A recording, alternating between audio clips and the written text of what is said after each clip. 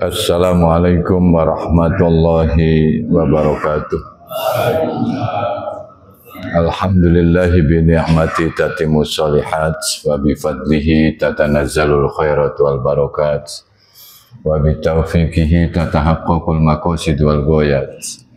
Asyhadu an la ilaha illallah wahdahu la syarikalah wa asyhadu anna Muhammadan abduhu wa rasuluhu la nabiyya ba'dah. Allahumma shalli wa sallim ala sayyidina Muhammadin sayyidis sadat wa ala alihi wa ashabihi wa dzurriyyat. Amma ba'du, bapak-bapak yang dirahmati Allah, alhamdulillah kita senantiasa manjatkan puji syukur kehadirat Allah Subhanahu wa taala atas taufik hidayah inayahnya kita dikumpulkan kembali di majlis yang penuh rahmat dan berkah ini, taman di antara taman-taman surga. Salawat serta salam semoga Allah curahkan kepada Nabi kita Nabi Muhammad sallallahu alaihi wasallam, keluarga, para sahabat, para pengikutnya hingga hari akhir. Mudah-mudahan termasuk kita serta keturunan kita. Bismillahirrahmanirrahim. Qala al-Imam Ahmad ibnu Athaillah As-Sakandari rahimahullah wa nafa'ana bi ulumi fid dharain. An-na'im wa in tanawwa'at madzahiruhu innama huwa bi syuhudihi wa iqtirabi wal azab wa in tanawwa'at madzahiruhu innama huwa bi wujudi hijabi fasababul adab wujudul hijab wa itmamun na'im bin nazari ila wajhihil karim. Artinya kenikmatan walaupun beraneka ragam rupanya, kenikmatan itu sesungguhnya hanya karena menyaksikan Allah dengan mata hatinya dan kedekatan dengan Allah. Sementara azab walau berbagai macam ragam bentuknya, sesungguhnya karena adanya penghalang dengan Allah. Oleh karena itu, sebab azab itu adalah adanya penghalang, sementara kesempurnaan nikmat itu dengan memandang wajah Allah yang maha mulia. Jadi kita akan bicara malam hari ini tentang kenikmatan dan penderitaan yang sesungguhnya. Kenapa demikian? Karena banyak orang mengira bahwa nikmat terbesar itu harta, kekayaan, jabatan, bahkan nanti dengan surga dan kenikmatan. Sebaliknya banyak pula orang yang memandang bahwa siksa itu miskin, sakit, tidak punya jabatan, maaf bukan berarti itu ya, pensiun, atau panasnya api neraka. Banyak orang mengira begitu. Namun di sini Syekh Ibnu Athaillah dengan kitabnya Al-Hikam menyingkap bahwa hakikat nikmat sejati itu bukan pada bentuk, tapi nikmat sejati itu pada penyaksian Allah. Kalau hati kitanya menyaksikan Allah, itulah kenikmatan yang terbesar. Dan itulah hakikat nikmat sejati. Siksa hakiki juga bukan bentuk, tapi siksa yang sesungguhnya itu karena orang terhalang dengan Allah. Mari kita lihat dalam kehidupan ya. Betapa dalam hidup ini orang dikasih kesehatan, rizki, apalagi anak, ilmu, itu hanya wasilah, bukan tujuan. Karena hakikat nikmat itu adalah ketika hati kita merasa dekat dengan Allah. Melalui nikmat itu. Orang dikasih dengan harta, dengan anak, tapi kemudian dia tujuannya adalah Allah. Sehingga cinta kepada Allah lebih besar daripada cinta kepada harta dan anak. Karena harta dan anak itu innama amwalukum wa auladukum fitnah, ujian. Di ayat yang lain la tublawunna fi anfusikum wa fi amwalikum.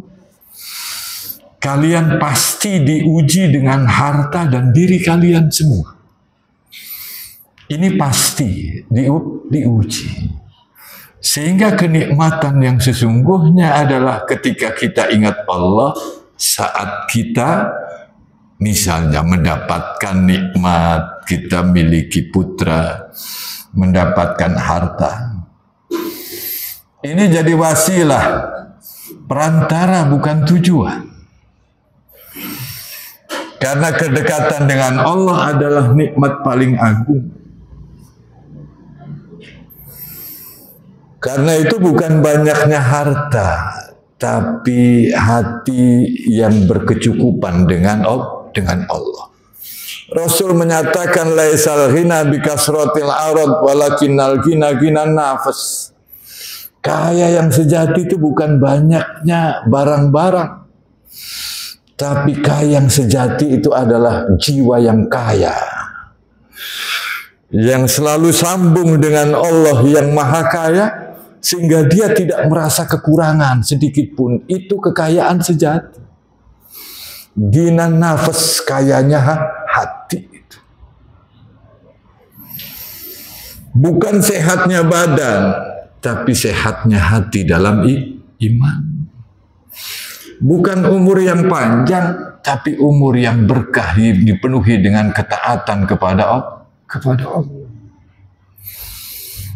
Sehingga lagi-lagi saya ingatkan, kalau ada doa ulang tahun, jangan sekedar panjang umurnya. Khawatir panjang umurnya makin jelek kelakuannya. Karena seburuk-buruk umur kata Rasul adalah yang panjang umurnya tapi jelek kelakuannya. Dan yang terbaik umur itu adalah panjang umurnya tapi baik amalnya. Nah selama ini kan doa ulang tahun begitu, panjang umurnya dong yang panjang. Nanti ditambah berkah umurnya. Wah ini karangan terbaru gitu. Jadi ditambahin ada berkah umurnya. Banyak orang yang umurnya panjang, saya nyatakan ke mahasiswa, pengalaman itu tidak otomatis menjadi pengetahuan ketika tidak diolah. Pengalamannya banyak, bertambah dan bertumbuh, tapi ketika tidak diolah tidak pernah akan jadi pengetahuan. Sehingga kita mengenal tua-tua kayak bocah. Tua usianya, tapi sikap dan perbuatannya seperti anak-anak. Pengalamannya panjang, tapi pengalaman yang panjang itu tidak diolah menjadi pengetahuan. Tua itu pasti, dewasa itu pilihan. Oh, kayak begitu. Dalilnya apa? Allah Subhanahu wa taala menyatakan, "Wa ma khalaqtul jinna wal insa illa liya'budun." Tidaklah aku ciptakan jin dan manusia kecuali untuk beribadah kepadaku. Kalau begitu, nikmat itu bukannya pada bentuk bendanya, tapi pada saat kita menghamba kepada Allah. Ibadah dijadikan ibadah, bentuk penghambaan kita kepada Allah. Karena kita tidak diciptakan oleh Allah kecuali untuk satu tujuan, yakni ibadah, menghamba kepada Allah, ma'rifatullah, kenal Allah. Contoh betapa ada orang yang diundang oleh tuan rumah yang kaya raya. Yang satu sibuk dengan melihat cat rumah, bangunan rumah, fasilitas yang ada di rumah, tapi satunya lagi duduk bersama dengan tuan rumah. Kira-kira mana yang lebih menyenangkan? Tergantung. Bagi orang yang silo dengan yang materi, maka dia kagum. Betapa ya fasilitasnya, ini kursinya bagus, mobilnya mewah. Yang satunya merasa puas bersama dengan pemiliknya. Sehingga nikmat tertinggi kita nanti di akhirat itu lilladzina ahsanul husna wa ziyadah. Di dalam surat Yunus dinyatakan bagi orang-orang yang berbuat baik dia akan mendapatkan pahala yang banyak. Mendapatkan pahala dari Allah wa ziyadah, tambahan kenikmatan, dan ini nikmat yang sesungguhnya yakni melihat Allah. Jadi kenikmatan surga itu yang tertinggi melihat Allah. Tapi banyak orang yang sibuk dengan bidadarinya. Orang sibuk dengan buah-buahannya. Masuk surga sibuk, waduh, ini minum khamar di dunia, wah ini diharamkan, ini boleh. Pohonnya terus tidak pernah terputus-putus ya, berbuah terus, matang terus, waduh, lupa sama pemiliknya. Padahal kita di dunia ini ibaratnya kita menghamba kepada Allah, maka seharusnya kita itu nikmat yang tertinggi adalah bertemu dengan Allah yang memerintahkan kita menghamba dan yang selalu memberikan kebaikan kepada kita. Bukan berarti tidak boleh nikmatnya surga, tapi kenikmatan tertinggi yakni melihat Allah. Wujuhu yauma idin nadhirah ila rabbiha nadhirah. Jadi yang pertama pakai do, yang kedua pakai zo. Wujuhu yauma idin nadhirah, wajah-wajah mereka pada hari itu berseri-seri. Kenapa? Karena melihat Tuhannya. Melihat Allah di akhirat nanti. Dan ini diperkuat oleh hadis Nabi, innakum satarawna rabbakum kama tarawna hadzal qamar la tudamuna fi ru'yati.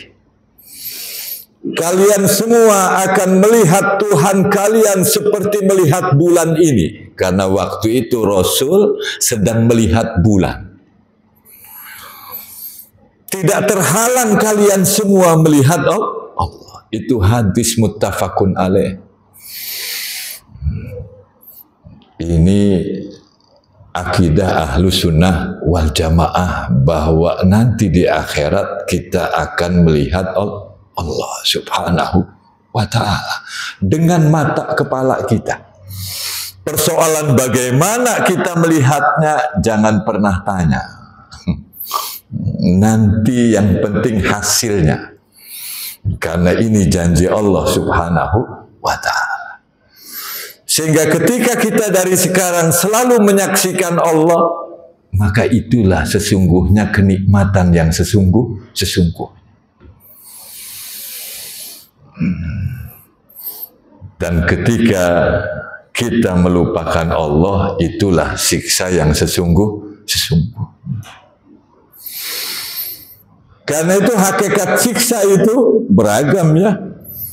Maksud saya ujian wala nabluwannakum bisyai'im minal khaufi wal ju' wa naqsim minal amwal wal anfusi was samarat wa basyiris sabirin.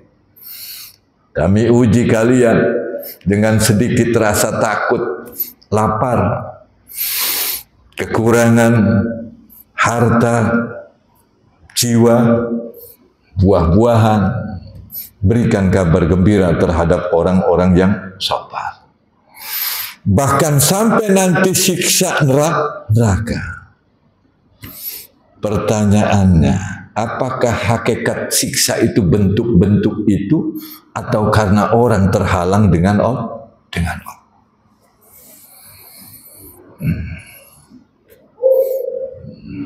Syekh Ibnu Athaillah dalam kitabnya Tanwir yang dikutip oleh Syekh Zarruq dalam syarah hikamnya, beliau Syekh Ibnu Athaillah menyatakan, ketika ahli neraka yang disiksa itu sangat pedih sekali, kalaulah Allah menampakkan diri sehingga mereka melihat, maka kepedihan itu akan hilang. Kenapa? Karena orang-orang kafir, ahli neraka itu mereka tidak pernah akan melihat Allah. Kala innahum ar-rabbihim yawma idzil lamahjubun, di dalam surat Al-Mutaffifin ayat 15. Sekali-kali tidak, sesungguhnya mereka pada saat itu terhalang dari melihat Tuhannya. Orang-orang kafir terhalang dari melihat Tuhannya. Ahli neraka terhalang dari melihat Tuhannya. Sehingga kata Syekh Ibnu Athaillah, kalau ahli neraka meskipun pedih siksaan itu, kalau mereka melihat Tuhannya, artinya Allah memperlihatkan diri di ahli neraka, dan ini tidak mungkin, maka saat itu siksa-siksa itu akan hilang, penderitaan itu.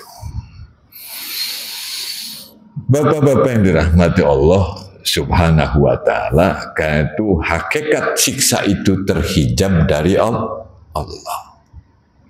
Cek oleh kita, orang yang punya harta banyak, rumah megah, tapi hatinya jauh dengan Allah, itu siksaan.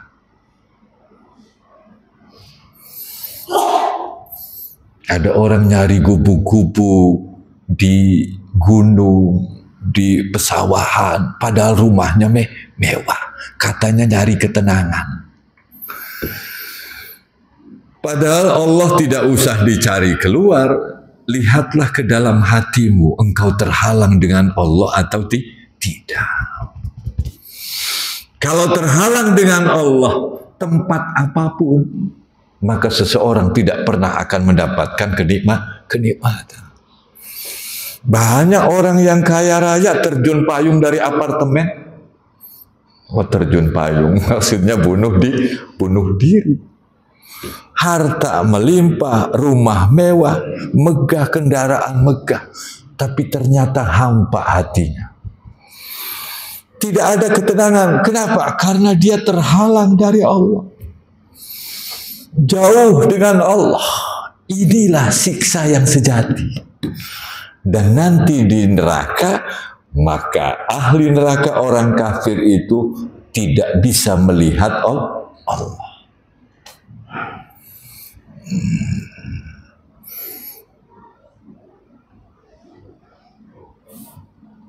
Ibnul Qayyim menyatakan tidak ada siksa yang lebih berat daripada dihalangi dari memandang Allah. Kalau di dunia kita melihat Allah bisyuhudih, dengan menyaksikan Allah lewat mata hati kita, maksudnya kita selalu ingat Allah. Kapanpun dan dimanapun, maka kita akan merasakan ketenangan. Baik dalam kondisi suka maupun duka. Inilah yang terbaik. Ajaban li amril mu'min, inna amrahu kullahu khair. Ajib, luar biasa orang beriman itu, karena seluruh kelakuannya itu baik. Walaysa dzalika li ahadin illa lil mu'min, yang demikian itu tidak akan terjadi pada seorang pun kecuali orang itu mukmin. In asobatu syarra sakara fakana khairul. Jika dia mendapatkan kenikmatan bersyukur. bersyukur, maka itu baik baginya. Wa in asobathu dharra sabara fakana khairal lah. Jika dia ketimpa musibah, maka dia sabar dan itu baik baginya. Nikmat itu suka, musibah itu duka. Dalam suka dan duka ada syukur, ada sabar. Inilah kehebatan orang beriman selalu bersama dengan Allah. Hatinya akan tenang.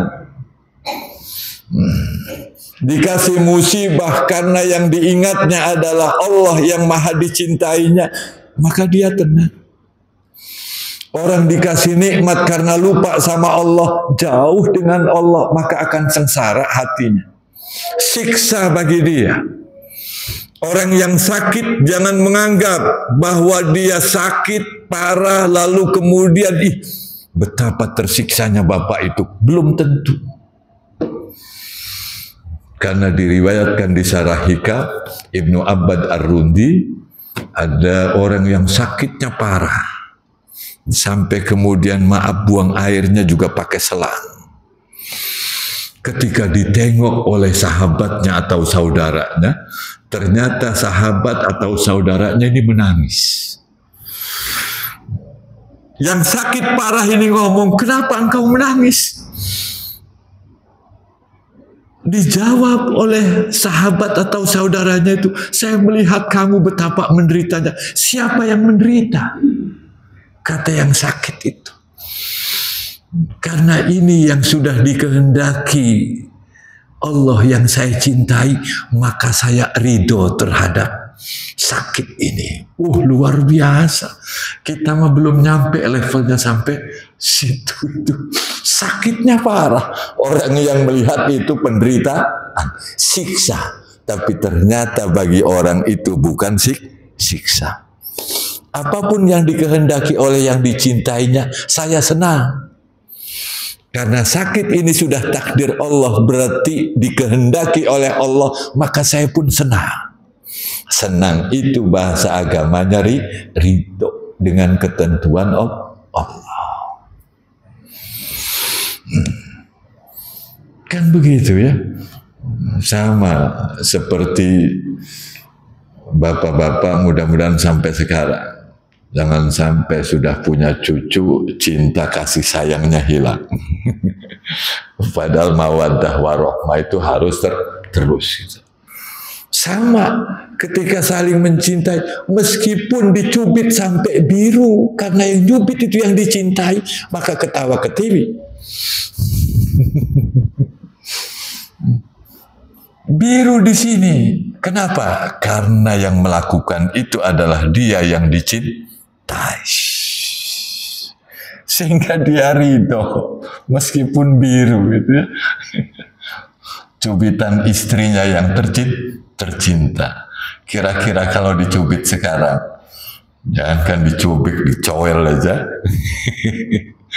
Jangan sampai hilang mawaddah dan rahmahnya.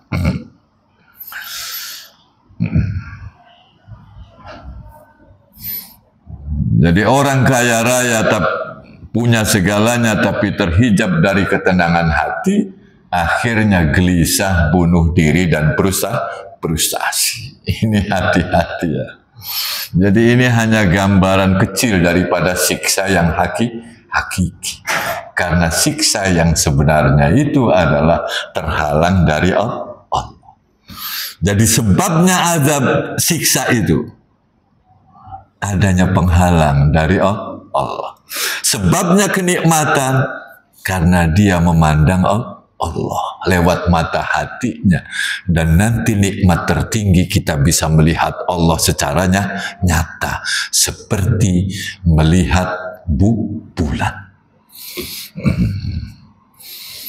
Subhanallah, yang seperti ini Syekh Ibnu Athaillah menggambarkan kenikmatan nanti di surganya itu, yakni ru'yatul, sehingga Rasul pernah berdoa, aku memohon kepadamu kenikmatan memandang wajahmu dan kerinduan bertemu dengan nanti kita juga akan bertemu dengan Rasulullah Sallallahu Alaihi Wasallam. Alhamdulillah.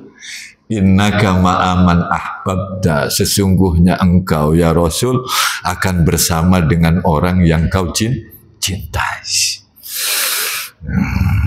Cinta itu kalau kita betul-betul cinta sama Rasul, maka wujud cinta mengorbankan dirinya untuk yang dicintainya. Mau melakukan apapun yang dikehendaki oleh yang dicintainya. Rasul mengajarkan kita silaturahmi. Tapi ternyata banyak orang yang memutuskan silaturahmi.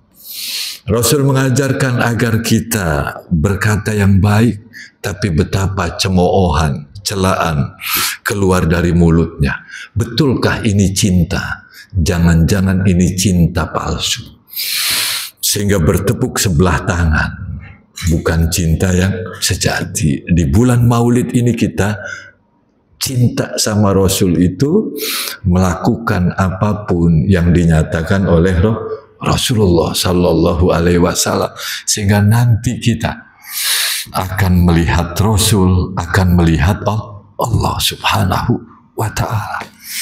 Betapa senang, nikmat yang sesungguhnya yang demikian ini. Pengen melihat Rasul?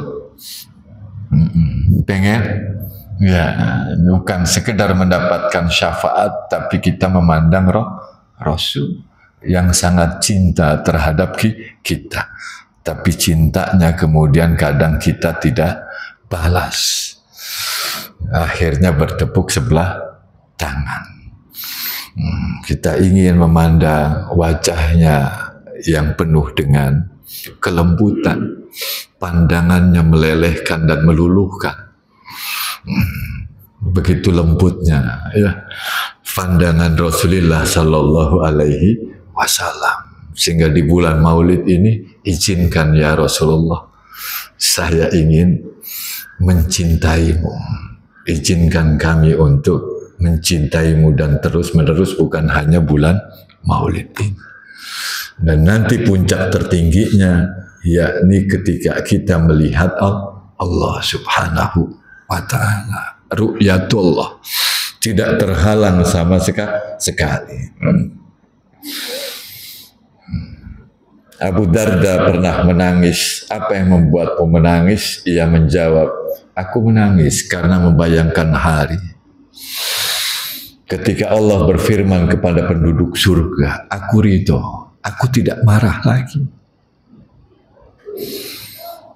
Lalu hijab penghalang dibuka. Mereka melihat wajah Allah. Abu Darda menangis, khawatir saya tidak dapat kesempatan melihat wajah Allah. Betapa ya ini sahabat yang kayak begitu itu.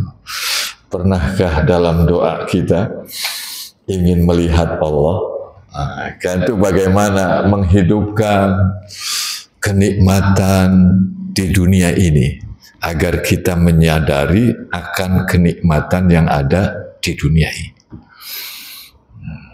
Dan akhirnya nanti di akhirat nikmat yang tertinggi. Yakni hati kita jangan terhalang. Jangan sibuk dengan dunia, karena ketika kita sibuk dengan dunia itu adalah hijab halangan yang nyata. Tembuslah kita dengan pemilik dunia.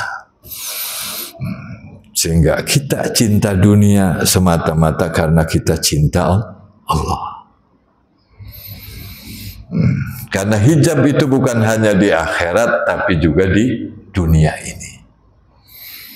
Sibuk dengan pekerjaan, harta, dan lain sebagainya. Ghaflah. Ada selorohan ya dari Kang Ayubmu, maaf ini. Ghaflah itu lalai, lalu dihubungkan dengan gaple katanya. Ghaflah itu bahasa Arab, lalai. Kang Ayub Allahumma yarham, kemudian memplesetkan dengan gaple. Jadi gaple itu melalaikan. Maaf yang suka gaple. Caranya bagaimana agar tersingkap hijab penghalang itu? Pertama, dengan selalu ingat Allah. Ala bi dzikrillah tatmainnul qulub. Hanya dengan mengingat Allah hati ini jadi tenang. Yang kedua, sholat. Karena sholat ini mi'rajul mukminin.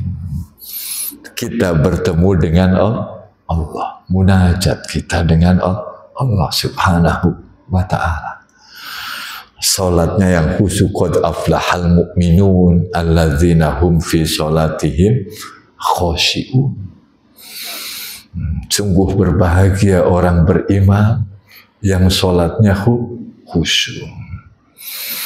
Walladzina hum ala sholawatihim yuhafidun. Mereka yang menjaga sholat. Alladzina yarisunal firdausa hum fiha khalidun. Merekalah pewaris surga Firdaus. Di antaranya orang yang sholatnya khusyuk. Kita hanya menghadirkan hati pada waktu sholat. Khusyuk itu nanti dikasih oleh Allah subhanahu wa ta'ala. Ini cara agar kita tidak terhalang dengan Allah. Yang ketiga, taubat dan istighfar. Karena dosa itu menghalangi kita dari Allah. Orang yang melakukan dosa itu menjauh dari Allah. Tapi kalau taubat dan istighfar, dia mendekat lagi kepada Allah. Sehingga celing lagi hati itu. Ketika orang melakukan dosa, ada titik hitam di sininya, gelap. Jauh dengan Allah. Tapi ketika dia betul-betul taubat dan istighfar, maka bersih. Kullu syai'in syaqilah fa inna syaqilatal qalbi zikrullah. Segala sesuatu ada pengkilapnya, kanibuknya, dan pengkilap hati itu adalah zikrullah. Ingat Allah. Yang keempat, cinta kepada Allah lebih daripada cinta kepada yang lainnya. Ini yang harus kita tamakan. Jadi kalau melihat segala sesuatu, ingatlah bahwa semua ini anugerah Allah. Sehingga Allah lah yang utama yang kita cintai. Baru kita cinta pada pemberiannya. Belajar dari hal-hal yang demikian. Nah, selama ini orang memandang nikmat itu seperti nikmat bahimah, kata di sini. Nikmat makan, minum, tidur, nikah. Lah ini namanya sama seperti hewan. Nikmat makan durian, makan sate. Ini nikmatnya hewani. Itu kenikmatan itu. Karena manusia itu jenisnya jenis hewan. Bedanya dikasih akal sehingga berpikir. Karena itu ada yang mengartikan manusia al-insan hayawanun natik. Manusia itu hewan yang berpikir. Jadi kalau tidak berpikir berarti betul-betul hewan. Jenisnya hewan. Karena itu nafsu itu ketika badan ini terhubung dengan ruh, lalu muncul nanti nafsu itu. Sementara ruh itu dari alam ulya, alam yang luhur. Fa'idha sawaitu wa nafakhtu fihi ruhi faqa'u lahu sajidin. Ketika aku sempurnakan penciptaan Nabi Adam, aku tiupkan ruhku, maka para malaikat itu sujud kepada Nabi Adam. Karena ruh itu luhur mulia. Cuma ketika di dunia orang melakukan maksiat, yang menangis itu ruhnya. Karena ruh itu berasal dari alam yang luhur. Sementara nafsu syahwat itu kita ini, fisik ini dari dunia. Dari tumbuhan dan lain sebagainya, unsur-unsur itu. Sehingga siapapun yang tertarik dengan magnet bumi, maka dia tidak akan melangit. Ini bahasa istilahnya. Tapi siapa yang terhubung dengan langit, maka akan selamat buminya. Siapa yang viral di langit, maka nanti Allah akan viralkan di bumi. Jangan minta viral di bumi, di langit tidak viral. Karena nanti Allah sampaikan, aku suka si fulan, kepada malaikat Jibril. Sampaikan, malaikat Jibril menyampaikan kepada penduduk bumi ini bahwa si A itu sudah Allah cintai. Maka orang-orang pun cinta kepada orang itu. Bapak-bapak yang dimuliakan Allah Subhanahu wa ta'ala. Jadi inilah ringkasan hikmah saat ini. Nikmat sejati itu kedekatan dengan Allah, dekat dengan Allah. Selalu ingat Allah waktu di dunia. Insya Allah kenikmatan tertinggi nanti melihat Allah dengan jelasnya. Dan siksa sejati itu terhalang dari Allah. Tidak ingat Allah, lupa Allah. Nanti siksaan di neraka, mereka sama sekali tidak pernah bisa melihat Allah. Karena itu kita mengevaluasi apakah nikmat yang selama ini ada pada kita membawa lebih dekat kepada Allah atau semakin jauh kita dengan Allah. Kalau nikmat itu membawa semakin dekat dengan Allah, itulah kenikmatan yang sesungguhnya. Tapi kalau nikmat yang diberikan itu ternyata menjauhkan diri dari Allah, sesungguhnya itu bukan nikmat tapi siksa.